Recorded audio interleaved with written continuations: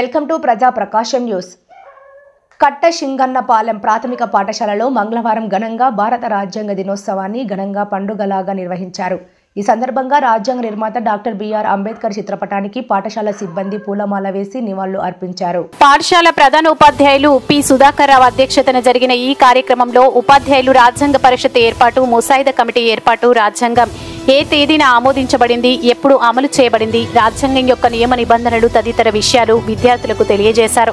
విద్యార్థులతో రాజ్యాంగ ప్రతిజ్ఞ చేయించారు. ఈ కార్యక్రమంలో ఉపాధ్యాయులు గొర్రెపాటి వేణు పర్యవేక్షణలో విద్యార్థులతో సాంస్కృతిక కార్యక్రమాలు నిర్వహించారు. పిల్లల పాటలు, నృత్యాలు అలరించాయి. అంబేద్కర్ వేషధారణ బాగుంది. తదుపరి విద్యార్థులకు బహుమతి ప్రదానం జరిగింది. ఈ కార్యక్రమంలో ఉపాధ్యాయులు సయ్యద్ సుబానీ, సిహెచ్ హైమావతి తదితరులు పాల్గొన్నారు. సంస్థల మధ్య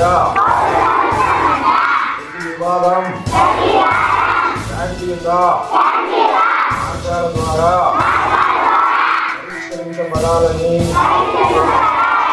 నాగరిక సమాజం యొక్క సార్వత్రిక అవసరంపై విశ్వాసాన్ని ధృవీకరిస్తూ దేశం యొక్క సమగ్రత మరియు ఐక్యతకు పెరుగుతున్న సమాన దృష్ట్యా భారతదేశంలో ఏ ప్రాంతంలో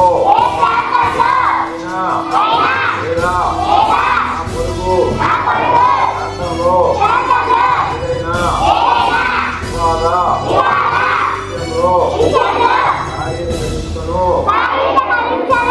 ఆశ్రయించనని నేను ప్రతిజ్ఞ చేస్తున్నాను.